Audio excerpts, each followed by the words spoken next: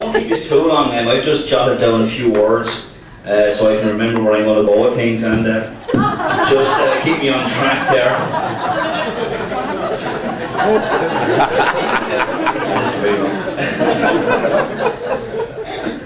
In fairness, PJ made some lovely references to Cathal and Sarah, and I'm just going to reference again. I think you'll all agree that Sarah looked absolutely stunning today.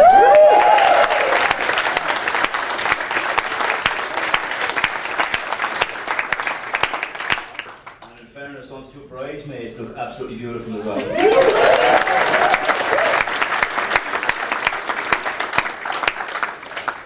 And I also have to say, the two mammies look absolutely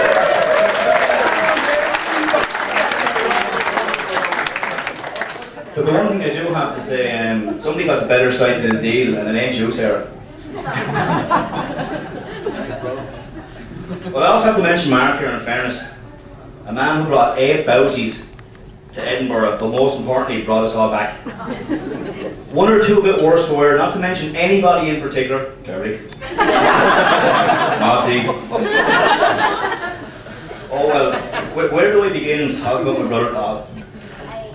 I could talk about the time he threw his sweet at me, hit me square in the eye and gave me a black eye. The time he kicked a Spanish student and broke his finger, by the way, was my personal favourite because I really didn't like to see you next Tuesday. Give me a couple of seconds again. But I think I'll tell you why my brother has the sweetest smelling backside this side of the thing, why bad language nearly caused a stroke, and how he has now a life-debilitating phobia of shrubbery and hedgerow. I'm sure Cormac will understand that one. Well, I suppose the real story starts when Cathal was about, I'd say 6, maybe 7, and I was about 13 or 14. And one of my mates was staying over for a night, as you do when you're kids, like you have these sleepovers and bad things. We were all going to sleep anyway, and Cathal was duly quiet in his room, and of course I was as quiet as I always am when I go to bed. And he woke up and started making noise, and lo and behold, a few minutes into the evening, Cathal started letting, I suppose, the most ripped fart I'd ever heard in my life. But this was a especially pungent fart. Lord. It made my eyes burn. My nose sting. And I think I was just dripping everywhere. It was just so. In fairness, I'd be proud that it was me. But it wasn't, so that was fine. We stopped the bar, so he needs to cut this stuff out. That went on for a few minutes and he continued. I was amazed that someone so small could produce such vile stench. And about 6 or 7 of them went by, and we said, Cathal, we're going to have to take some drastic action here. If you don't cease this horrendous farting, we're just going to have to spray you off with your backside. Now, needless to say, Cathal did not heed our warnings. And he persisted with the stench. So myself and my good friend Harry decided to spray the other one's backside. Which, in fairness to Cathal, he turned as white as mossy on the side of a canoe in a whitewater raft in Scotland. And he swelled like he couldn't believe. All I can say is thanks be to God my lovely parents, Tony and Liz, were nowhere in earshot, and myself and Barry broke our arses laughing for a good hour. The next, I say, Cathal was around the same age, funnily enough. He was about 6, 7, and we were about 13 or 14. Same side Barry.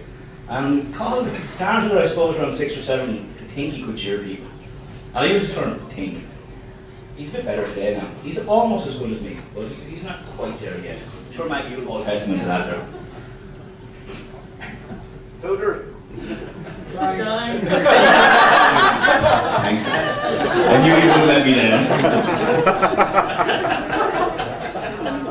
But to bring it back to the story anyway, Cathal started to cheer us up the pitch, and myself and Barry said we'd have a right goal to this fella anyway. We came off the news.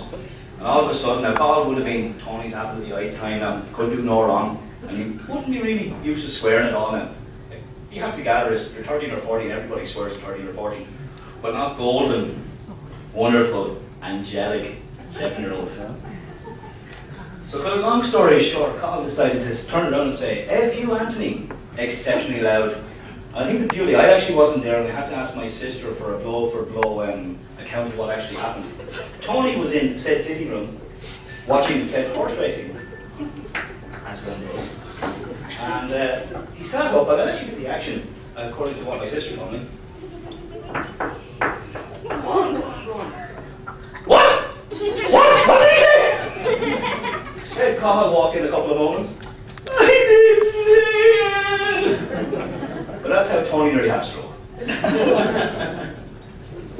My final story about the night, though, is I'm sure there's a couple of individuals in the room who may know this story. It's a story how Cahill became exceptionally terrified of hedgerow. Cahill was fairly gifted in sports when he was a younger guy. I was absolutely horrendous. But from a young age, Cahill actually got better at sports, and soccer and the likes, he was able to go around me quite easily, which I took with my usual grace and decided to throw him into the hedge. There was one time I was playing with Cahill and his friends where I dived in with 2 feet for fun. That was my normal soccer. But I got to a stage anyway, week in, week out, where the guys at the corner might have been running the hedge once or twice too. Maybe 3 or 4 times perhaps one. But I got to the stage where I got bored of this wonderful game of throwing them into the hedge, and I actually got them to jump into the hedge, which was great. They'd come around and say, in the hedge. And they jumped in there, and once Cahill became kind of green, very greenish, like Derek on Sunday morning in Edinburgh. Oh, sorry, I read that one slip. Of course it was Derek. But from that, Cahill was terrified of hedgerow ever since. But I came up with a cunning plan because I realised Cahill was going to get bigger than me at some stage. Or at least the same size, he's actually bigger now.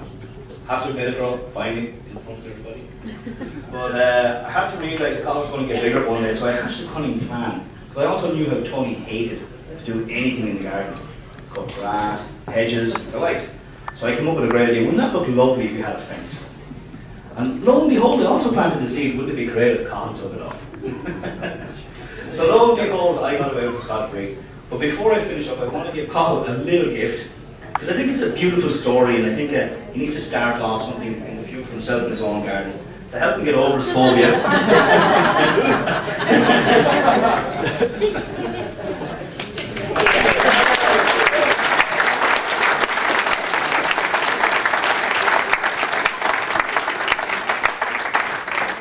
Now I've embarrassed him enough, I am going to say some wonderful words about my brother.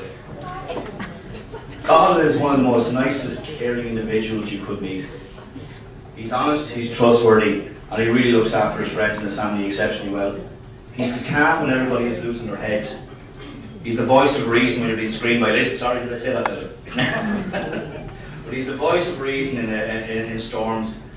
And I have to say, Sarah, you're exceptionally lucky to have this wonderful, wonderful man, and you're exceptionally lucky to have this wonderful, wonderful woman.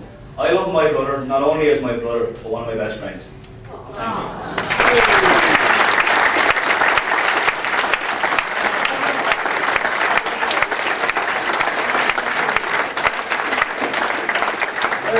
Cheers, Anthony.